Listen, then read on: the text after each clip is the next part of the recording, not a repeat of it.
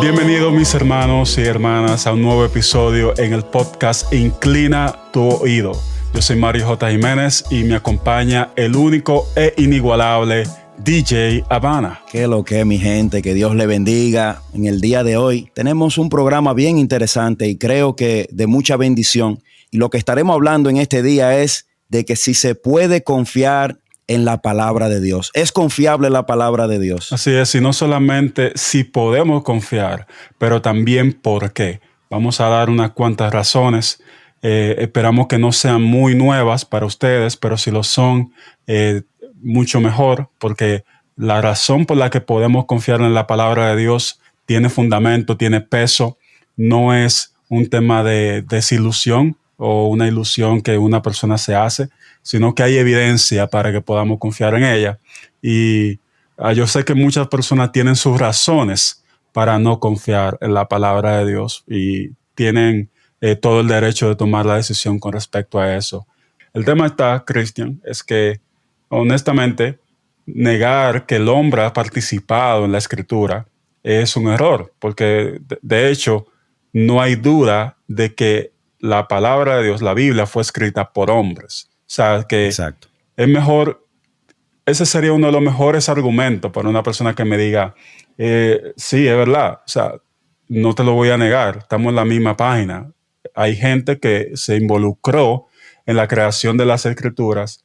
El tema es qué tipo de gente se involucró en la escritura, qué tipo de personas la escribieron y bajo qué concepto la escribieron, con qué propósito la escribieron, porque no hay duda de que hubo un hombre o un grupo de personas involucradas en el proceso de la palabra. Con eso que tú estás diciendo, Mario, esa es una de las cosas que a mí más confianza me da en la palabra, de que no fue una sola persona que se le ocurrió algo, sino que hay otras personas dando testimonio del mismo hecho, como el caso de los evangelios, donde estaban los discípulos, pero también un sinnúmero de testigos oculares que dicen eso fue así o no fue así. En el caso de otros escritos divinamente inspirados, tenemos que coger la palabra de uno que se inspiró en una montaña y ya esa es esa religión completa. Pero en el caso de nosotros, hay un grupo de personas estudiando las escrituras cuidadosamente, que para mí eso me da confianza porque cuando, por ejemplo, volviendo a lo de Constantino y lo del el concilio de Nicea, muchas personas dicen que ese fue el momento de inicio, pero si tú le preguntas qué ocurrió en el concilio de Nicea y no saben qué responderte, no, porque ahí fue que el cristianismo y los libros, no, había un debate que realmente estaba desde el primer siglo. Desde el primer siglo siempre se estuvo debatiendo y creo que todavía hasta la fecha se está debatiendo la divinidad de Cristo Jesús. Y en el concilio de Nicea lo único que se hizo, y creo que muy sabio de parte de él, fue vamos a traer a todos estos estudiosos, estos eruditos de la palabra y vamos a llegar a una conclusión. Pero no fue que ellos se lo inventaron, eran cosas que ya se venían tratando y enseñando en la iglesia en los primeros 3 siglos. Entonces, decir que el cristianismo inició en el concilio de Nicea es realmente basar tu teoría en un video de YouTube o en algún videíto corto donde tal vez te lo dijeron y sonó bien porque a las personas les gustan las conspiraciones, Mario, usted lo sabe. Claro, eso es un chisme intelectual. Las conspiraciones son chismes intelectuales. A la gente le gusta pretender que sabe de algo. Y si algo puedo decir es que en este tema de historia y de cosas que nosotros no vivimos, no estábamos ahí cuando sucedieron. Mientras más fuentes podamos consultar, mejor. Mientras más fuentes para ver cuál es realmente la teoría correcta, cuál es la verdadera razón de la existencia de eso que pasó, mucho mejor. Y yo creo que el tema está en que a veces uno se va por un solo lado y solamente bebe agua de una sola nevera. Y cuando uno lo hace de esa manera, realmente va a tener una perspectiva limitada de lo que sucedió. A mí me encantó lo que tú decías, de que una de las razones por las que podemos confiar en la palabra de Dios es que no fue José o María las únicas personas que estuvieron involucradas, sino personas que estuvieron colaborando por muchos años con la intención de conocer a Dios y darlo a conocer. O cierto, la Biblia tiene consejos, muchos buenos consejos, pero ese no es el propósito principal de que la escritura esté ahí. La escritura, la Biblia, me está contando la historia de cómo Dios creó el universo y le dio orden y lo puso en orden para que yo pueda vivir, para que yo pueda fructificar, para que yo pueda disfrutar su creación. Y cómo mi pecado, no solamente el Adán y Eva, porque, ok, sabemos Génesis 3, Adán y Eva se dejaron engañar de la serpiente. Ok, eso es una razón. Pero yo no necesito mirar tanto hacia la Biblia para darme cuenta de que yo también soy un hombre pecador, que cometo errores y que necesito la salvación de Dios, de que lo que Dios creó es bueno, pero lo que yo hago con eso muchas veces no es bueno y por eso necesito un Salvador. Entonces, desde Génesis 3 hasta que Cristo viene, la palabra de Dios lo que me está diciendo es, nosotros estamos buscando a alguien que nos rescate de este lío en el que nos metimos. Todos los consejos que están ahí es para hacerme entender a mí de que por más que yo lo intente, no voy a hacerlo bien. Porque en realidad son los consejos que están ahí. Salomón escribió los proverbios y todos esos mandamientos están ahí porque, como dice Pablo en el libro de Gálatas, la ley se escribió para darme a entender a mí que necesito un Salvador. No para yo decir, bueno, si yo sigo cumpliendo la ley voy a salvarme. Al contrario, está dejándome saber, por más que yo lo intente, siempre va a haber algo que me va a faltar y voy a necesitar a alguien que me rescate. Y es por eso que Cristo viene a darnos vida y vida en abundancia. Y nada, nosotros como cristianos participamos en eso y de ahí es que viene la historia de la palabra. No solamente todos los buenos consejos que tiene, sino cómo Dios promete salvarnos a través de la semilla de Abraham, etcétera, etcétera. Excelente, excelente punto, sí, porque es que la Biblia no es solamente un libro de consejos. Para eso tenemos incluso muchísimos pensadores humanos que han compilado también muchos consejos y proverbios. Pero la Biblia realmente lo que está haciendo desde el principio hasta el fin es dirigiéndonos hacia el Señor. Y realmente, como le decía hace unos minutos, la palabra completa, nosotros creemos que fue inspirada y su fin es para que nosotros podamos conocer a Dios. Y tú me preguntabas hace unos minutos, Mario, de qué otra cosa yo he escuchado. Y otra de las cosas que he escuchado son todos esos otros libros extrabíblicos, lo que se excluyeron de la Biblia, que por qué. Y yo lo que siempre me río y le digo, y ellos incluso se ríen conmigo, porque lo que le digo, ustedes no pueden ni siquiera con los libros que tenemos hoy y quieren más. Ustedes no pueden ni con los libros que tenemos recopilados en esa Biblia, ustedes quieren más libros. Porque el punto no es que si hay más o hay menos. Porque yo personalmente, usted sabe que estamos hablando de libros que trascienden los años, tú sabes, más de 2000 años. Y si no vamos al Viejo Testamento, ya usted sabe. Pero el Señor, en su soberanía y su poderío y su sapiencia extrema, compiló lo que Él quería que usted y yo tuviéramos en este presente. Y esa es mi confianza en Dios, de que Dios no hay nada que se le salga de sus planes eternos. Que por más que uno crea, mira, hubieron unos libros que se perdieron. Oye, lo que tenemos en el día de hoy puede guiarte hacia la salvación, puede guiarte a conocer adecuadamente a Dios y puede, como ñapa, como decimos los dominicanos, como algo extra, también enseñarnos cualquier otra cosita mientras estamos aquí en la vida cotidiana, humana. Porque ese mismo versículo de 2 Timoteo dice que la Biblia, inspirada por Dios, es útil para enseñar, para reprender, para corregir y para instruir en justicia. Vuelvo y repito, me gusta mucho ese versículo, Mario, porque me deja saber que sea lo que yo esté atravesando, sea la duda, la confusión, o incluso si quiero algo de ánimo, la Biblia tiene todo lo que necesito. No es un libro de una sola dimensión, es un libro espiritual. Un libro que ha trascendido los tiempos, así como el autor. Bendito sea su santo nombre. Así es. Y qué bueno que tú mencionas la parte de los libros que se incluyeron y los que no se incluyeron. Y ahorita tú mencionabas incluso el tema del Concilio de Nicea, que no fue el único, hubieron otros más. Pero tú mencionaste algo importante, y es que ellos no hicieron algo para determinarlo, sino para ratificarlo. Hay una diferencia. Exacto. O sea, no fue que el grupo que se reunió dijo, nosotros nos vamos a poner de acuerdo para crear esto, para decir que los libros que vamos a poner en circulación son Mateo, Juan, Lucas, Marcos y etcétera. Ellos simplemente aceptaron y admitieron que no podían ir en contra de esos libros porque esos eran los libros que casi todo el mundo estaba leyendo en las iglesias y reconocieron que tenían la autoridad dada, además del tema del debate sobre la divinidad de Cristo. Pero en realidad, esos libros del Nuevo Testamento, muchos están basados en el Antiguo Testamento, por no decir todos están basados en el Antiguo Testamento.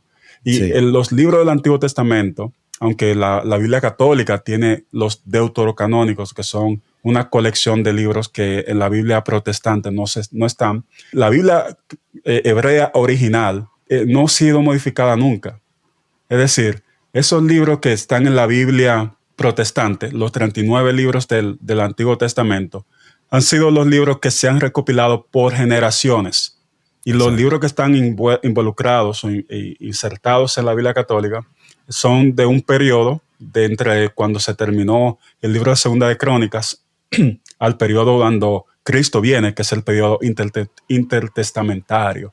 Sí. Y eran libros que se escribieron en la misma generación de cuando antes de que Cristo llegara, con la agenda revolucionaria de la revuelta de los macabeos para promover el judaísmo y básicamente recuperar el espíritu de nosotros somos el pueblo de Dios, nosotros vamos a vencer, y esa es la teoría de esos libros, del libro de sabiduría, el libro de Macabeo, Judas y toda esa gente.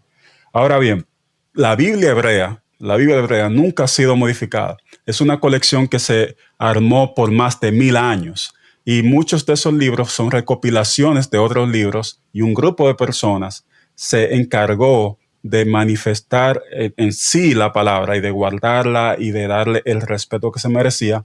Y esa era la Biblia que Cristo leía. Exacto. O sea, si Jesús, que es el Hijo de Dios, leía esas escrituras, ¿quién soy yo para decir que no está inspirada por Dios? O que el Dios del Antiguo Testamento no es el mismo del Nuevo Testamento, porque lo que sucedió fue, luego de que los discípulos empezaron a expandir el Evangelio, cuando Cristo resucitó y empezaron a llevar el Evangelio a todas las partes del antiguo mundo, ellos llevaban con ellos las escrituras, llevaban con ellos cartas que escribía Pablo, que escribía Pedro, y muchas de esas cartas, por no decir todas, están basadas y llenas de referencias del Antiguo Testamento. Entonces lo que sucede es que muchas de esas cartas, por la validez que tenían, por el peso teológico que tenían y también por la popularidad que tenían, se copiaban. Yo me llevaba mi libro, me llevaba mi carta y luego fulanito venía y la copiaba. Y cuando venía a ver, había muchísimas cartas, muchísimas copias que tenían el mismo contenido, quizás con una que otra diferencia de escritura, pero el mismo contenido, y se multiplicaban como si fuera pólvora, porque los cristianos se iban multiplicando y mientras más los cristianos se multiplicaban, más deseo tenían de seguir leyendo y de conocer la palabra. ¿Qué pasa? Sí, sí. Que cuando viene el emperador, no recuerdo muy bien ahora mismo cómo se llamaba, pero comenzó el tema de la persecución a los cristianos antes de Constantino y empezaron a quemar muchas de las copias que se habían escrito. Y se salvaron unas cuantas y de esas copias que se salvaron empezaron a hacerse más copias de esas.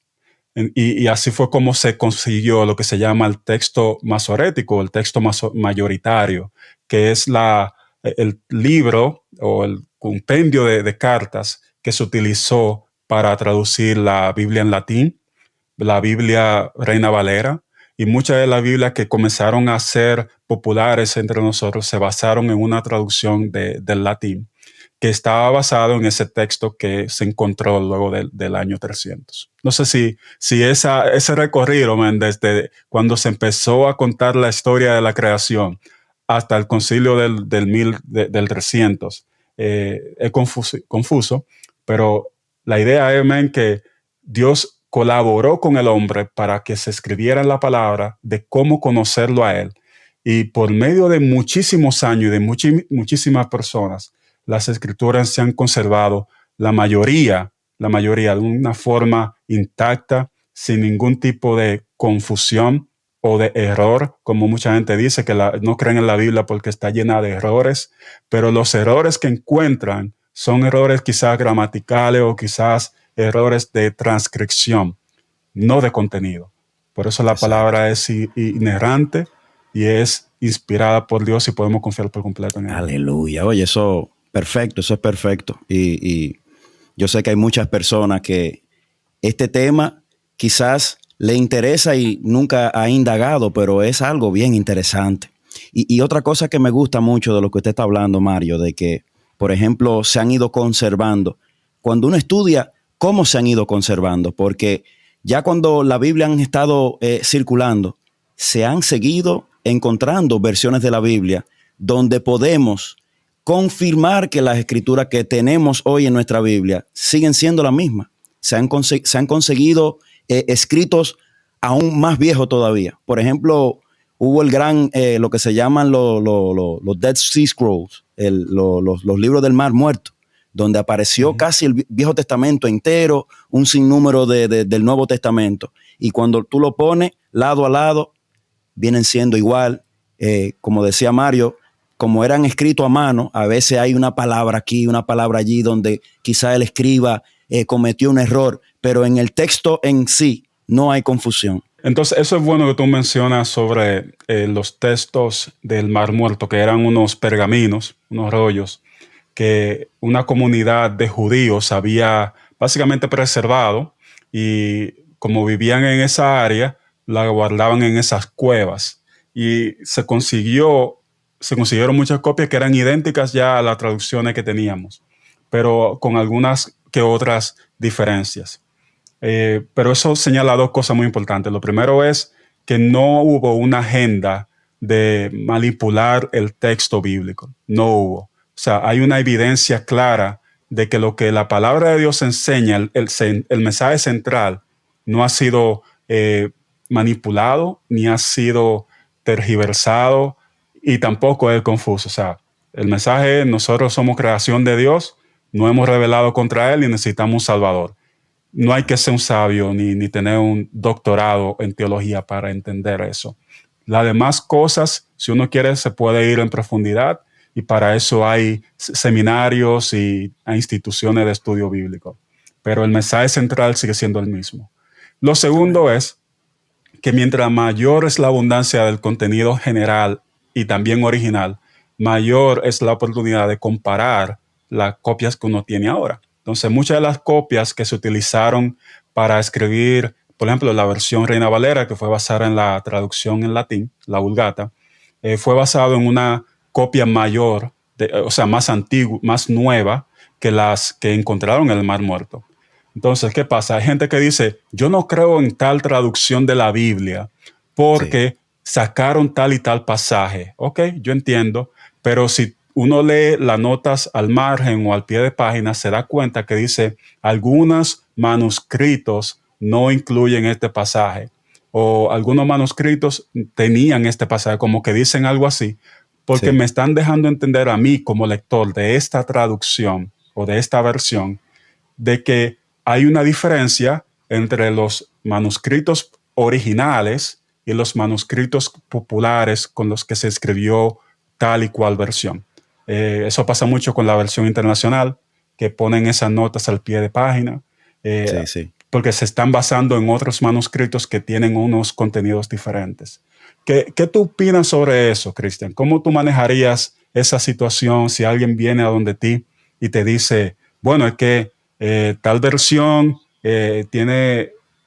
fue comprada por tal y tal grupo y esa gente son satánicos, no se puede leer esa Biblia, por eso yo nada más leo tal y tal versión? ¿Qué tú opinas sobre eso? Y si supiera que eso me ha pasado en más de una ocasión, yo creo que tú tocaste ese punto cuando tú mencionaste que la Biblia que tenemos hoy, todas las versiones que se han encontrado, las distintas traducciones, no quitan el mensaje central de que somos hombres imperfectos, somos creados por Dios, necesitamos un Salvador y el Salvador es Cristo Jesús. Yo con eso de las traducciones, yo lo que digo es lo siguiente: ¿cuál es la que tú mejor entiendes? Porque también esa es otra. Hay personas que se vuelven casi fanáticos de una sola versión Y hay veces que tú le preguntas, ¿qué significa tal palabra? No sé. La palabra es para entenderse, porque vuelvo y repito, una palabra mal dicha o mal entendida puede quitar algo central del mensaje de Dios, tú sabes. Entonces yo digo, la que tú entiendas mejor. Si por ejemplo, una Valera es muy confusa para ti, tal vez la Valera es muy, ¿sabes? Gramaticalmente ya hablando es casi un español que ni se usa ya, ese vos, vosotros, nada de eso ya se está usando. Busca una versión que usted pueda comprender. Yo personalmente uso la Biblia de las Américas, me ha resultado. Cuando me pongo a hacer mis estudios de los lenguajes originales, veo que ellos siempre como que se mantienen bien fiel, pero aquí no estamos vendiendo una traducción, aquí estamos vendiendo la palabra de Dios, traducida en todas las lenguas del planeta Tierra, porque dice la misma palabra que toda lengua confesará que Cristo es el Señor. Yo nada más tengo problema cuando Jesucristo me lo quieren quitar de ese lugar de importancia, de ese lugar, ese único camino al Padre. Ahí ya yo te puedo decir, mire, hay problema. Y yo creo que eso es una buena forma de terminar el episodio de hoy, bro. Es dejándonos entender de que, cierto, la Biblia fue escrita por hombres, inspirada por Dios. Es decir, como que Dios estaba ahí dictándole lo que tenían que escribir. Como exacto. Para ponerlo más en español castellano del 2022. O sea, exacto. Inspirada por Dios significa que hubo un compañerismo, hubo una asociación entre personas dedicadas a conocer a Dios y Dios inspirándoles, diciéndoles qué tenían que escribir. Y además de que muchas de esas historias que están ahí no son muy bonitas, no son historias que están exaltando un grupo. Si el libro es más, y esto es lo más bacano, por decirlo como una forma más llana, el pueblo de Israel fue confiado por Dios para escribir la Biblia, y muchas de las veces el pueblo de Israel es el que peor aparece en la Biblia. Exacto. O sea, si soy yo el que estoy escribiendo un libro para promover mi propia cultura, mi propio país, mi propia identidad, posiblemente no la escribiría como la Biblia está escrita. Porque si algo uno encuentra en la palabra de Dios es que los mismos autores de la palabra son los primeros que se autocritican y se presentan como personas en necesidad de salvación. O sea, no hay una agenda de promover a un grupo específico. La única agenda que la Biblia tiene es que yo pueda conocer a Cristo y ser salvo. Si yo no quiero entender eso, ya ese es mi problema. Yo puedo buscar todas las excusas que quiera de que sí, fue escrita por hombre, de que Constantino la manipuló, de que los evangélicos no creen en eso, porque en realidad lo que yo quiero decir es que yo no quiero ser salvo, honestamente. Y voy a buscar todas las excusas para no inclinar mi oído a escuchar la palabra de Dios predicada cada domingo en una iglesia. Dejémoslo ahí. Es gratis a suscribirse. Eso es nuevo, eso es lo último que tiró YouTube. Ahora es gratis. Shalom.